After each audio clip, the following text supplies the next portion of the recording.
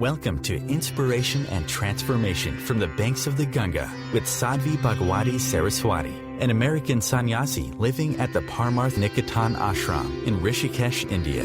Sadhvi is president of the Divine Shakti Foundation, a charitable organization bringing education, vocational training, upliftment, and empowerment programs to women and children. Sadhvi is also Secretary General of the Global Interfaith Wash Alliance and Director of the world-famous International Yoga Festival.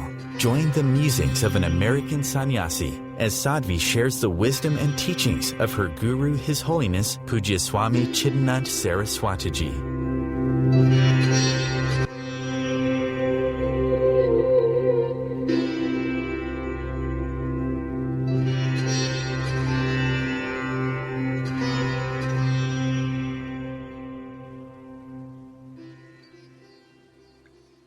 Welcome to this week's Inspiration and Transformation from the holy banks of Mother Ganga, the flowing, sacred Ganges River, as she flows forth from the Himalayas, carrying with her life, divinity, and liberation.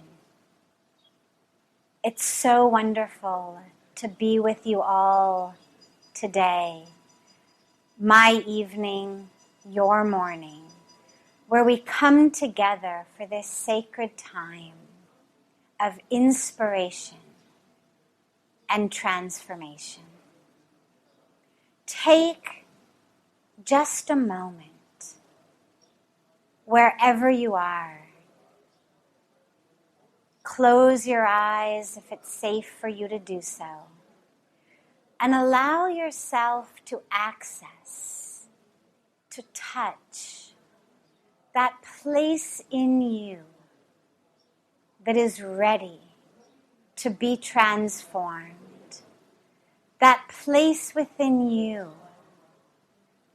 with just a bit of illumination and inspiration can transform not only your life, but rather your experience of your life. So much of what ails us is not actually our lives, but our experience of our lives. It is that which we need to be transformed. So take a moment and just access that place waiting to be inspired and illumined, that place ready to be transformed.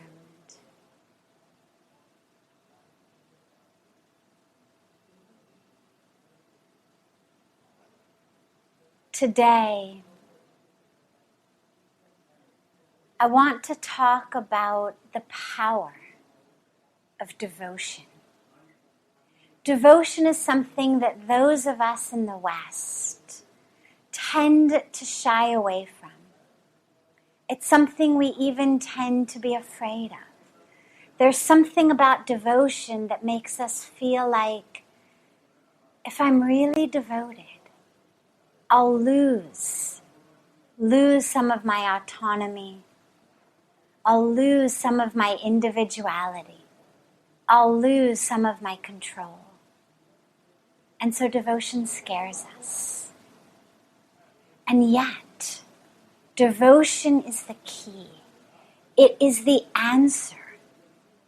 It's the recipe for so much of that which we're yearning for in our lives.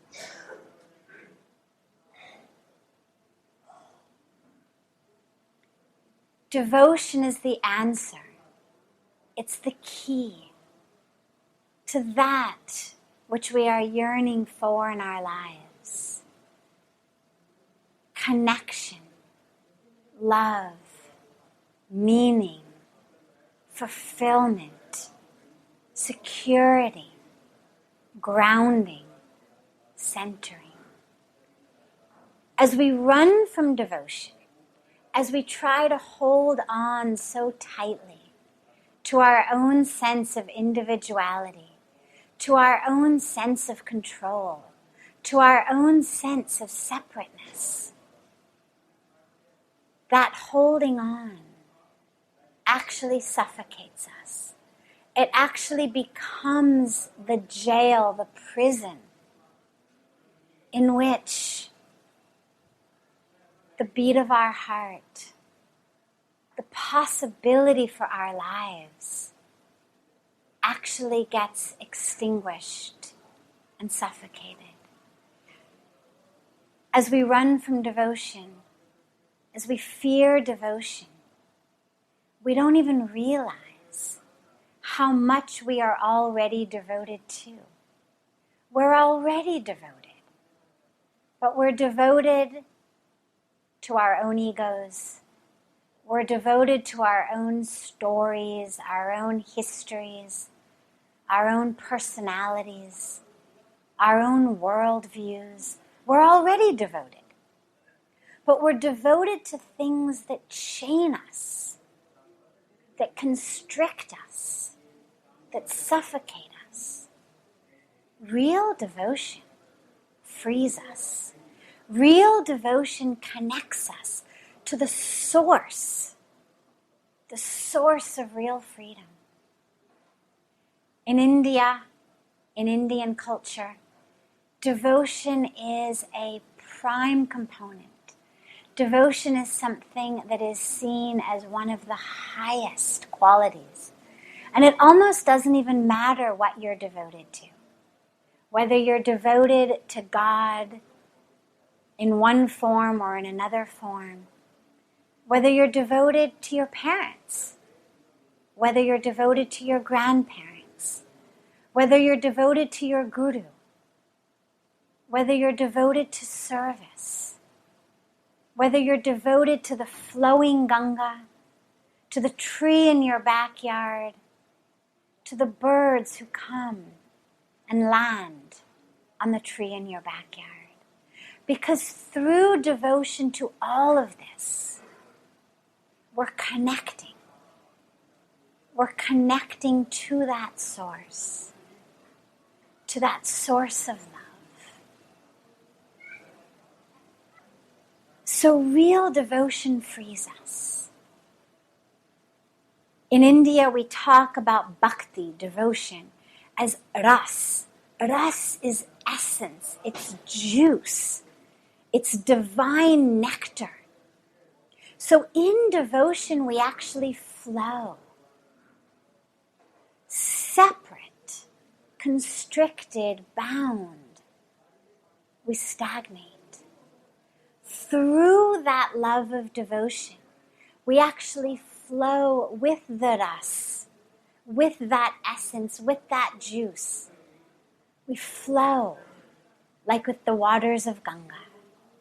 And devotion is that which really has within it the power to make everything happen. The Indian scriptures, the stories are full of examples of devotion being the element, the single element that manifests magic, and the element through which all of that which we want comes in our lives. In the West, we are so focused on packaging. If my hair is right, if my makeup is right, if my clothes are right. And there's a great story in the Ramayana where the sister of Ravan was the demon king of Lanka. And his sister, Shurpanakha, was, you could say, Miss Universe of the demon world. And she came to Lord Ram. She came to God, trying to seduce him.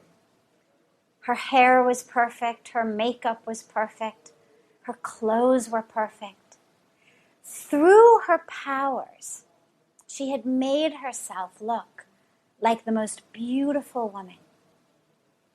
But Lord Ram, the divine, didn't even pay attention to her. He didn't even look at her. All of her powers of seduction went to naught. And yet, in the Ramayana, in the same story, we have Shabri, who is the most beautiful epitome of devotion, of purity, of love. A poor woman, a simple woman, no makeup, no frills, no hairdresser, no fancy clothes, but so devoted to Ram that every day she would sweep her house, sweep the porch of her house, that one day God will come. And he did.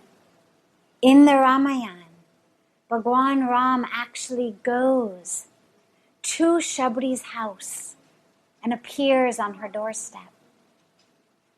In the stories of Krishna, in the Mahabharata, there's a beautiful incident that we actually sing in our prayers on the banks of Ganga every day that describe how Krishna was offered this glamorous, sumptuous, delectable feast in the palace of Duryodhana, the evil, greedy, ego-filled perpetrator, you could say, of the Mahabharata war. Krishna didn't eat there. He didn't take any of the fancy, delectable food in the palace. Rather, he went to the home of a simple man, a poor man, and ate the food from his home, from his kitchen, from his plates. So in all of our stories and all of the scriptures, we're given again and again, not just everyday examples, but examples of grace in form, examples of the divine on earth showing up literally at the home of those who are devoted. Not due to the frills, not due to the money, not due to the facilities, not due to the titles or career, but the divine shows up, pulled, called, grabbed, attracted by the power of devotion.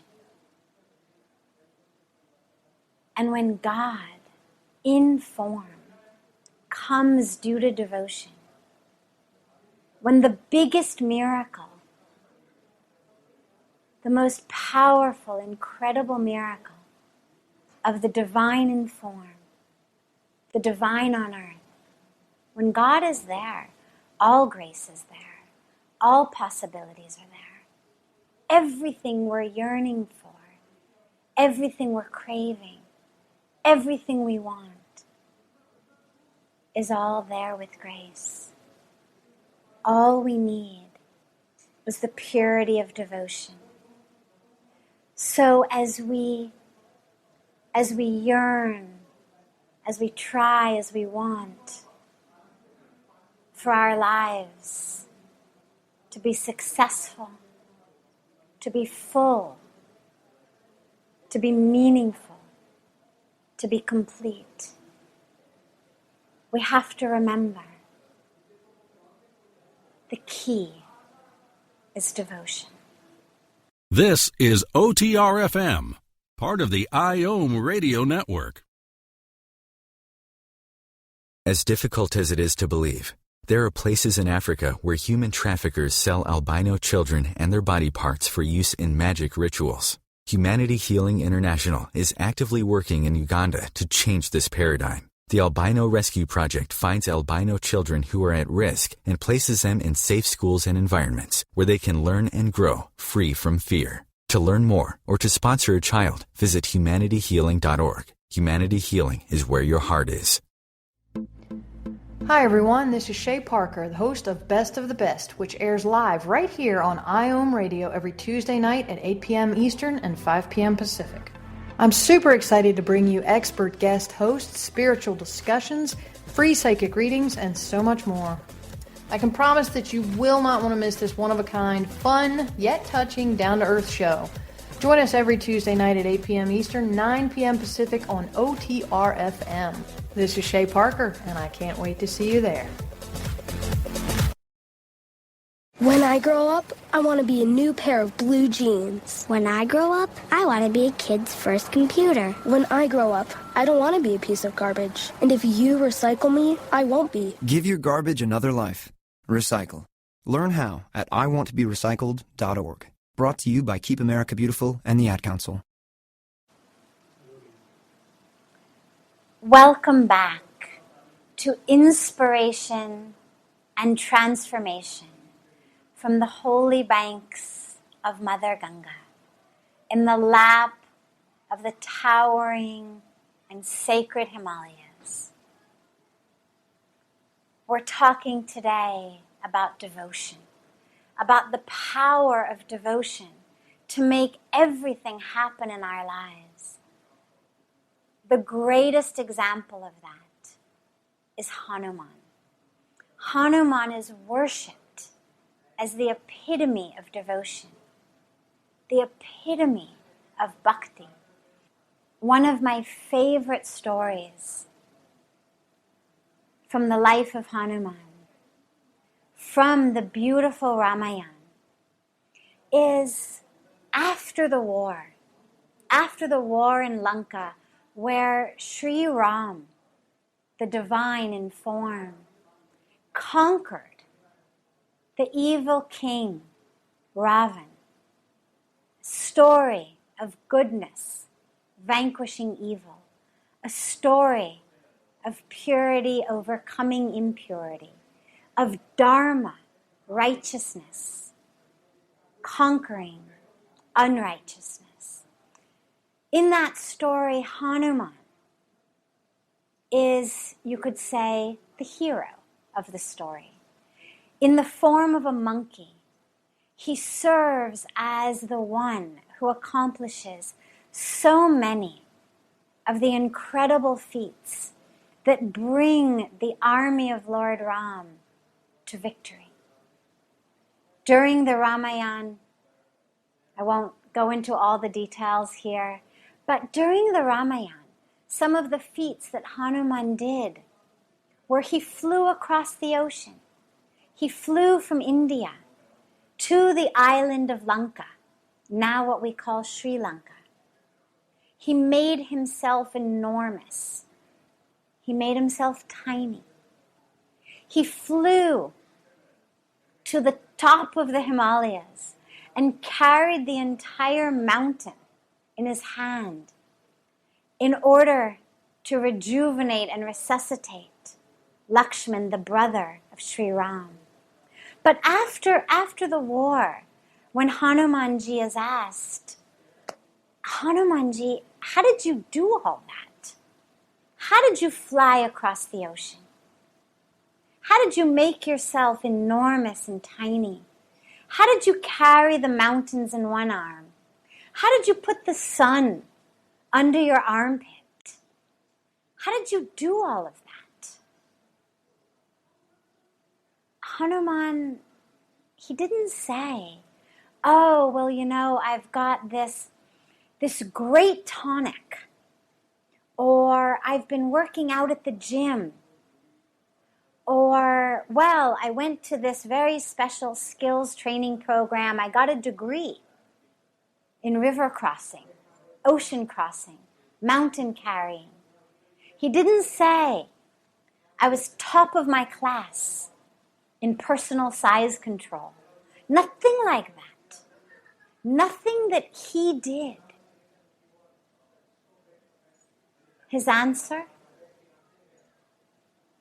I just close my eyes and I take Lord Ram's name,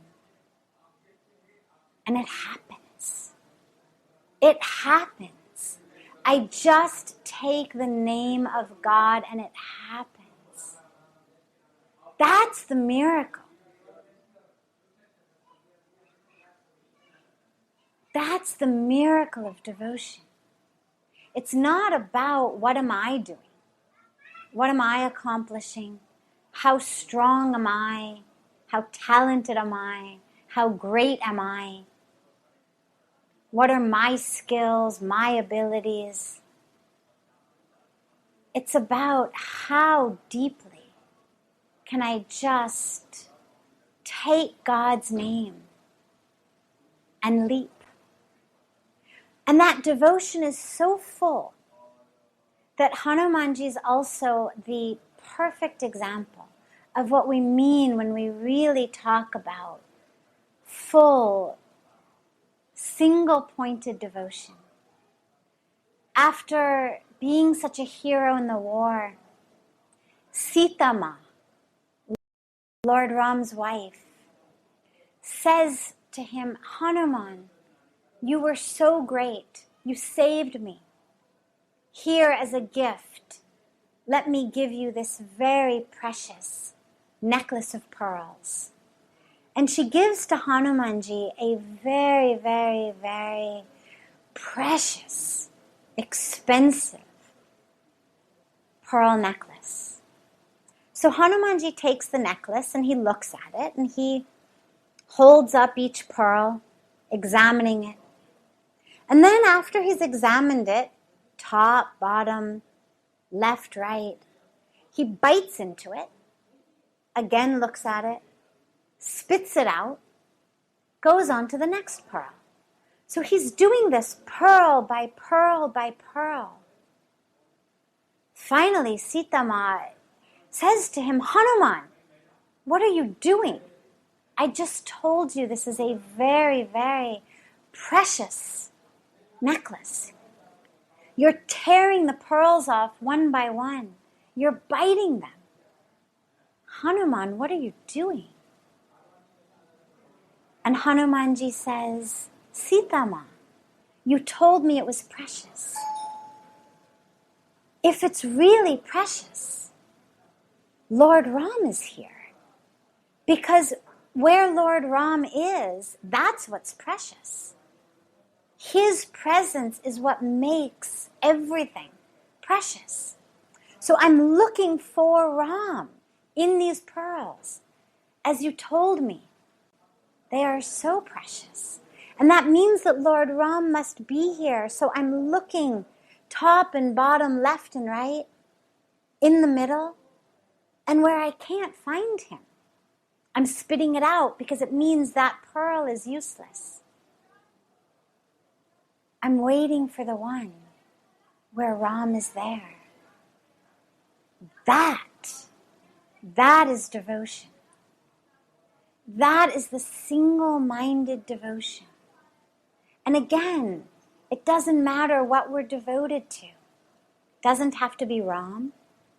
Doesn't have to be God in form, God with name. If it is, it could be, of course, any name, any form. It can be humanity. It can be service. It can be love. It can be truth. It can be spirit. It can be the divine in the form of one I love. And through loving that one, the love spreads and I love all. But that love is what makes everything possible. So many people ask about vairagya, which is non-attachment, detachment from the things in life that bind us and chain us. But typically on a spiritual path, when we're embarking on a path of non-attachment or detachment, what we do is we push life away. So it becomes, I'm not thinking about money. I'm not thinking about pleasure. I'm not. But by not thinking about it, it's just as much a part of my psyche. Because now my psyche has become not thinking about money, not thinking about possessions, not thinking about desires. It's still there. It's still present. All I've done is I've turned thinking about into not thinking about. Then my entire existence becomes not thinking about whatever it is I'm not thinking about. Vairagya is much deeper than that. It's not a pushing away. Vairagya, in the scriptures in which these virtues are personified, Vairagya is actually the child of Bhakti. Bhakti is the mother of Vairagya. And the reason that I share this here when we're talking about devotion is that through devotion to something that is higher, more, bigger, deeper, all-pervasive, divine, what's happened is I have become reattached to that divine. So automatically, as I reattach myself to the divine, the hold of these little things on me becomes less and less. But I haven't focused on pushing them away. Rather, I have focused on reattachment to the greater, to the bigger, to the wholer, to the more complete, to the divine. And in that reattachment, I've automatically become less attached, detached from that which was binding me. So bhakti, devotion, not only brings about this great joy and juice and nectar in our lives, but it also is freedom. Freedom from the chains that bound us. Imagine that you're walking down a beach, collecting seashells or rocks. You think they're shiny, they're pretty, I hold them in my hands. Maybe we even hold on very tightly. Then at the end of the beach, there is someone there with a bucket full of diamonds. And he or she is pouring the bucket of diamonds to us. But our hands are full of rocks and seashells. What are we going to do? Immediately and instinctively, we're going to drop the stones, drop the seashells, because we understand these diamonds are of infinitely more value. That's what bhakti does. The minute that we start to really have that juice of devotion flowing in our lives, we automatically empty our hands of all of that which kept us from it, all of the chains, all of the prisons, whether it was our ego, whether it was grudges or anger, whether it was some aspect of our history that we've been holding on to, patterns of behavior, expectations that weren't fulfilled. Whatever it is, we let it go because there's no room. There's no room to simultaneously hold on to grudges and anger and misconceptions and my identity as I think it is, and to flow in the river, the ocean of devotion. And when we realize, when we experience how much more valuable on every level the devotion is, we automatically let go of the rest. Not because I've had to push it away, not because I've got a sticky note that says I will not get angry, but simply because in every moment I have a choice of the presence of love, the presence of devotion, or the presence of anger. Just like I have a choice between the diamonds and the seashells. And so we let go of the rest. And it happens automatically. We don't have to push it. We don't have to grit our teeth and dig our fingernails into our palms because we're wanting to be angry so badly, or we're wanting to have a grudge so badly, or we're wanting to hold on to our ego so badly.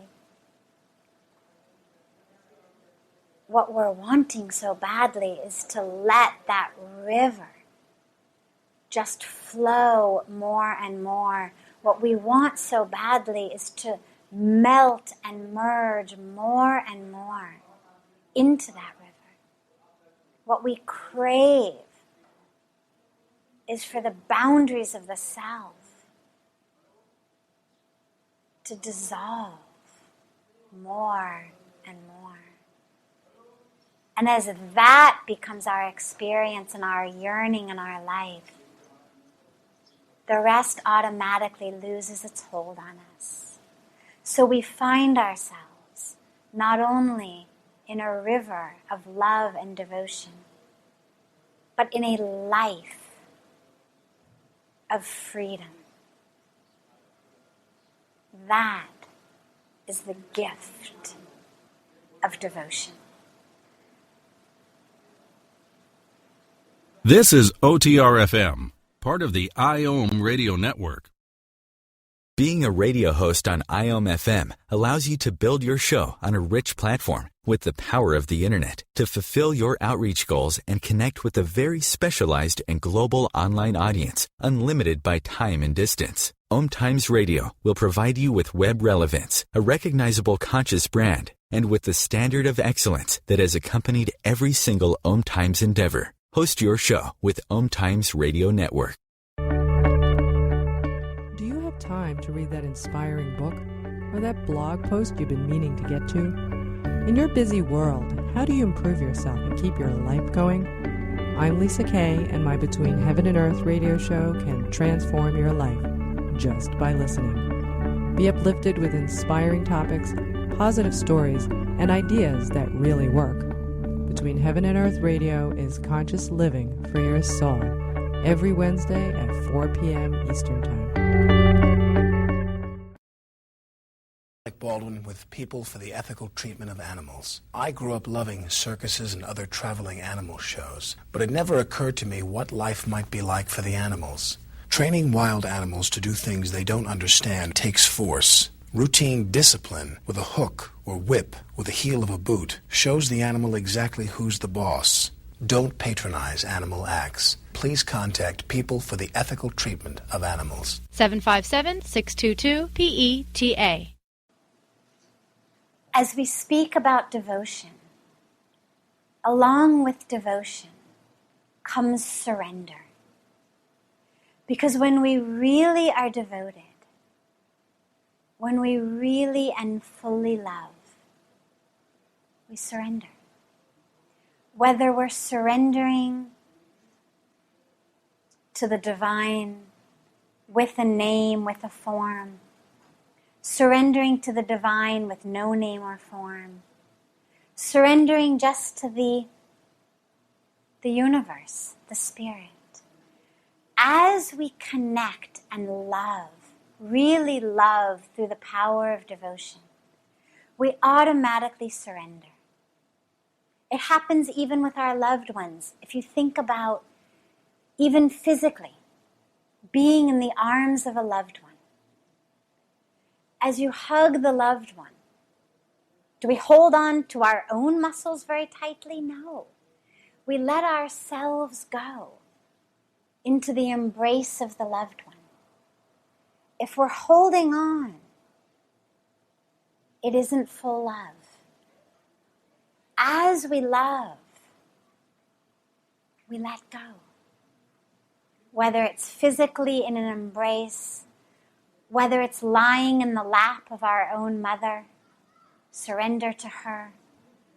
Children asleep in the arms of their mother, where there's real devotion, real full love, there's surrender. Begins, of course, on the physical level. We surrender the muscles of our body to the arms, the lap of our loved one.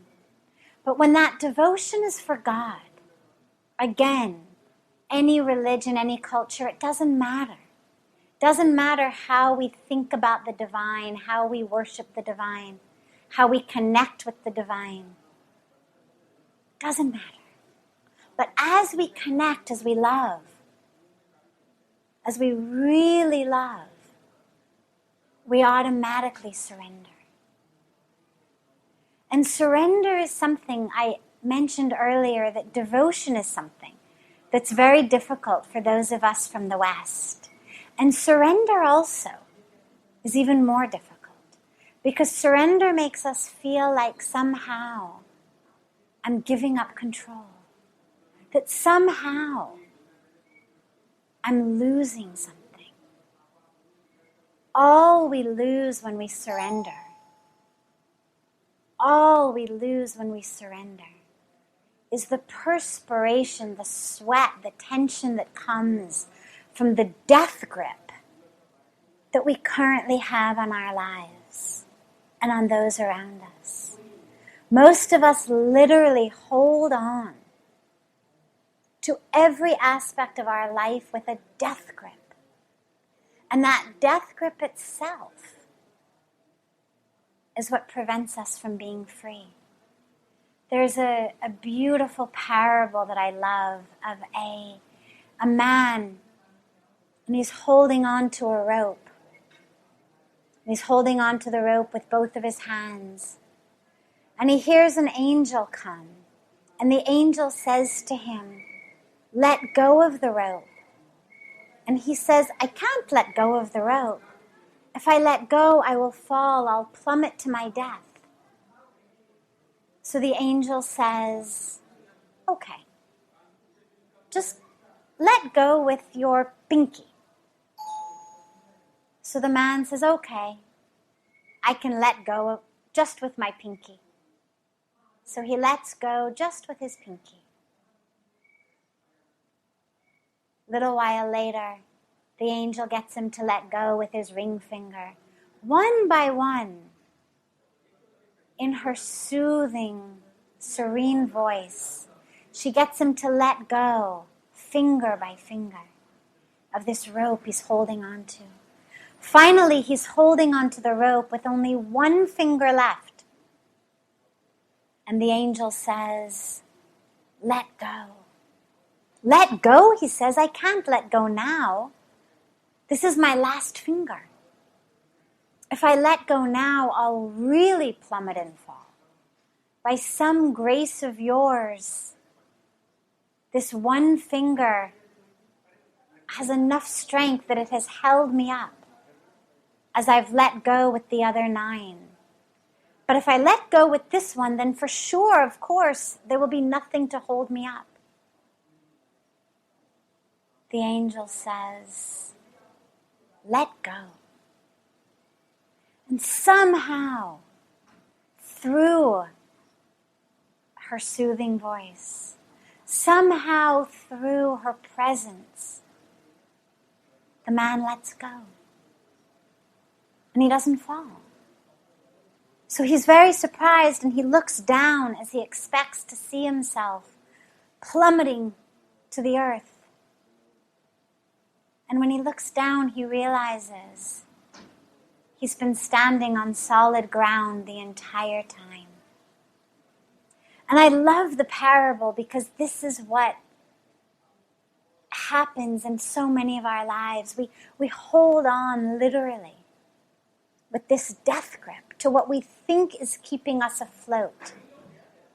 Whether it's a career, a title, whether it's just my own sense of myself, who I am, what I like, what I don't like, what my personality is, what I do, what I don't do.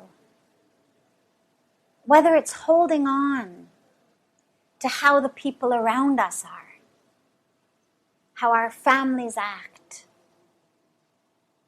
how the rest of the world acts. We hold on with this death grip.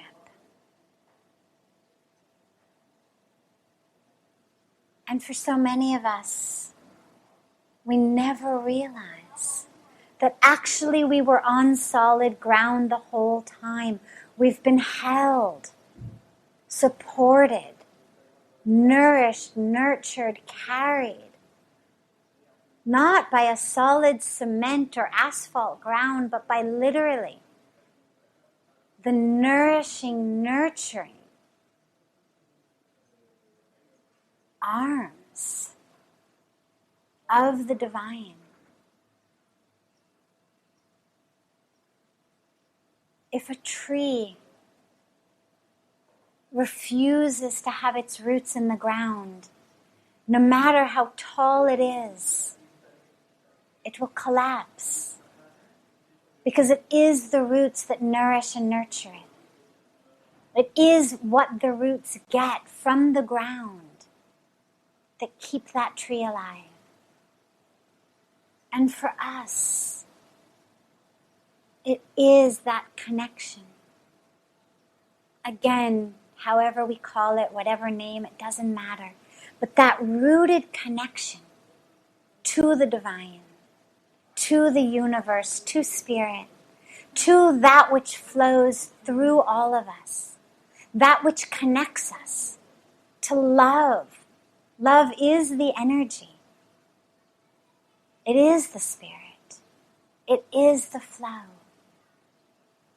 But we have to surrender to it. There's a beautiful poem that says something like,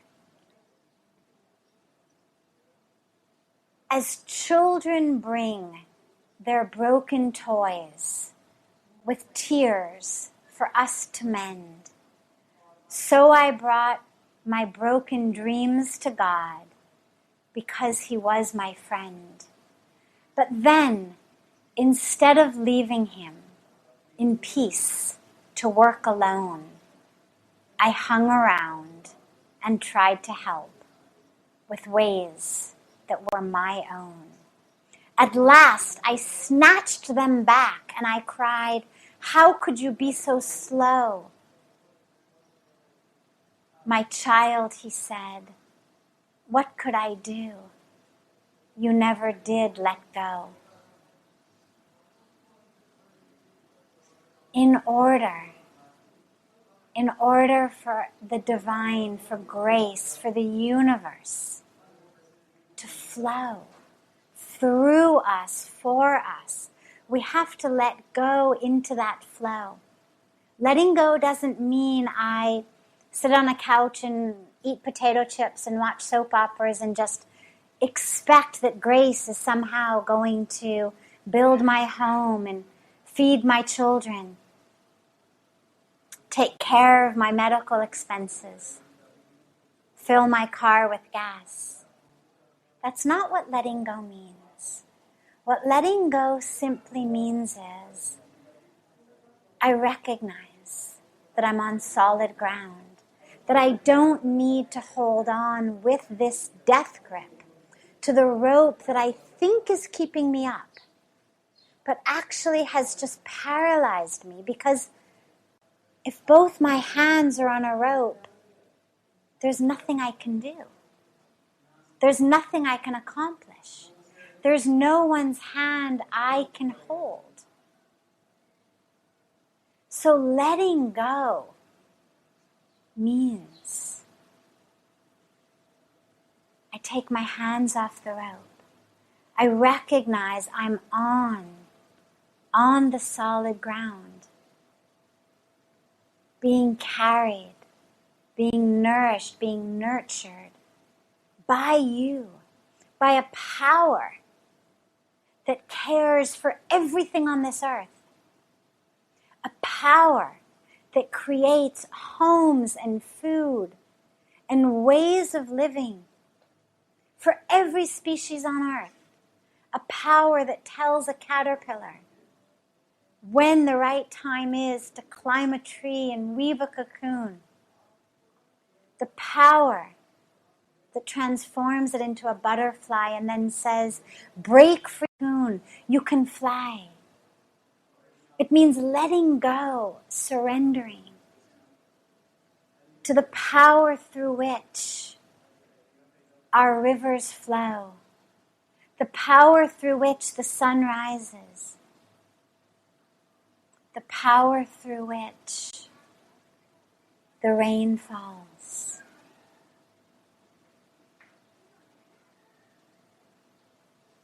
The power through which my own food is digested, my own breath, even when I don't remember to be aware of it, even when I'm not mindful. I surrender to that which breathes my breath. I surrender to that which makes my blood flow like the water flows in the river. And I know that like everything else in creation, I too am being cared for. The only thing that is needed is for me to let go of that rope, let go of that death grip, let go of the stones in my hands that are preventing me from opening my hands to receive the diamonds. Letting go of who I think I am, the smallness that I think I am, to make room for the awareness of the truth of who I am. That me already exists. It's not about self-development or becoming great. It's about making room for the awareness of who I am. Making room for the awareness that I'm not this body.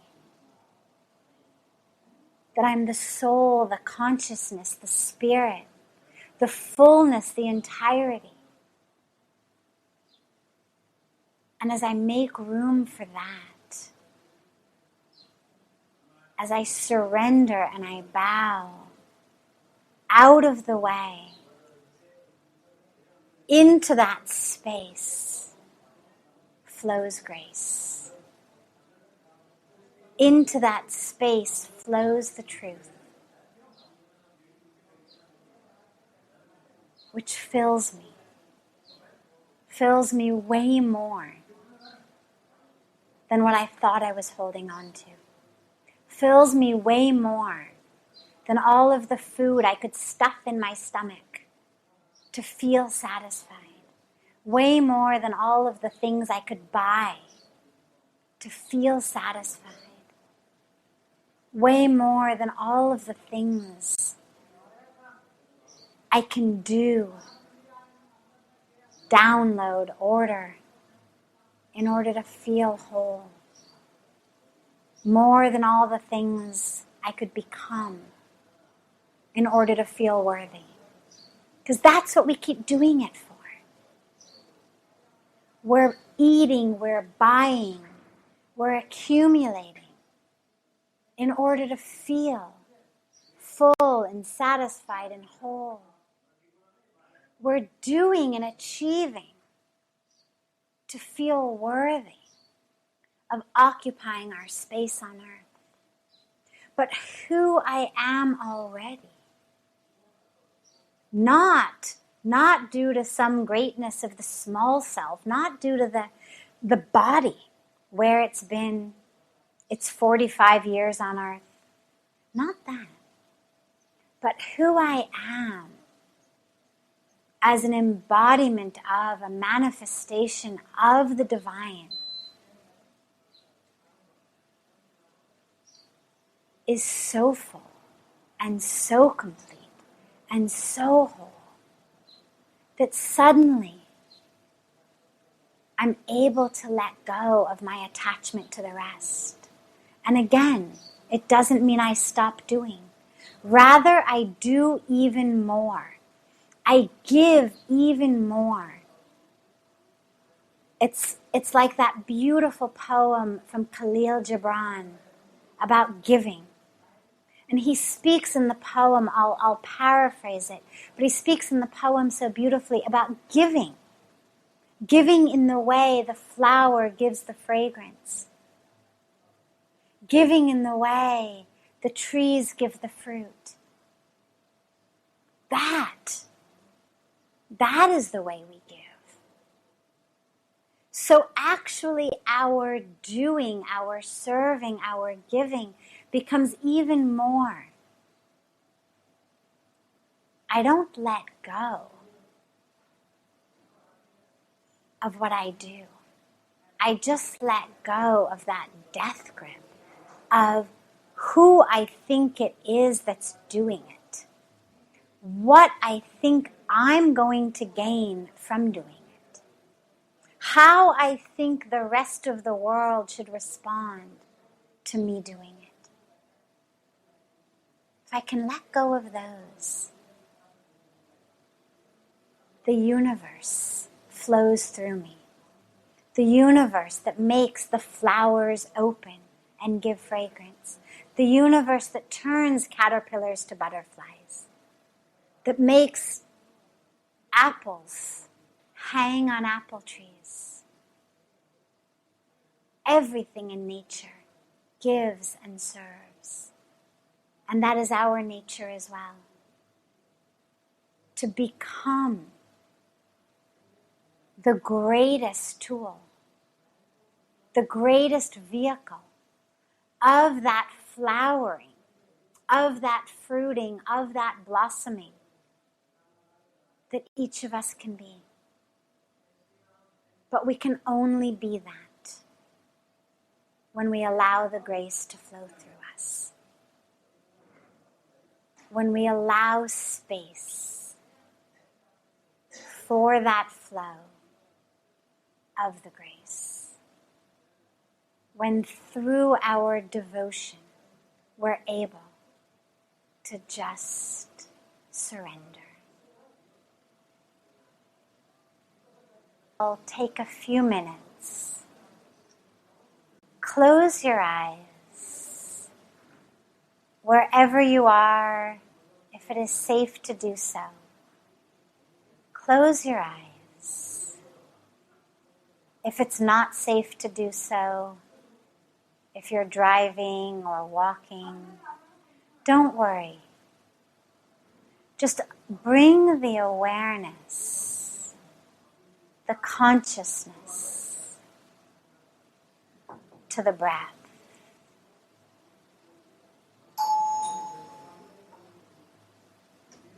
Notice the way the breath breathes itself as it flows in and flows out.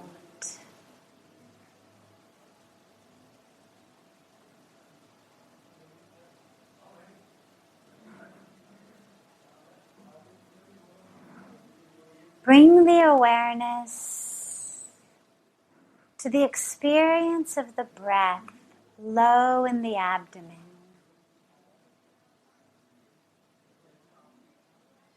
Notice the way the abdomen expands on the inhalation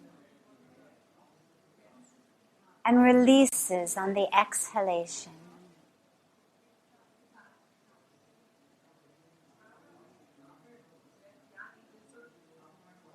As the breath flows in and out, allow the awareness to just merge with the breath as like a wave. It comes in and it goes out.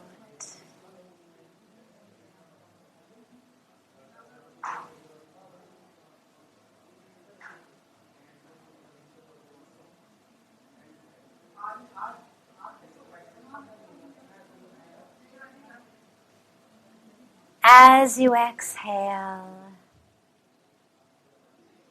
on each exhalation,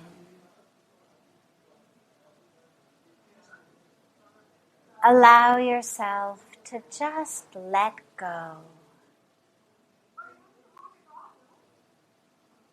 More and more. This is OTR-FM, part of the Letting go on each exhalation. Becoming freer and freer.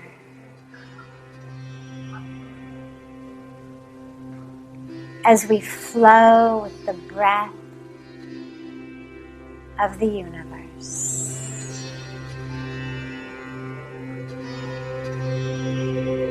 Letting go.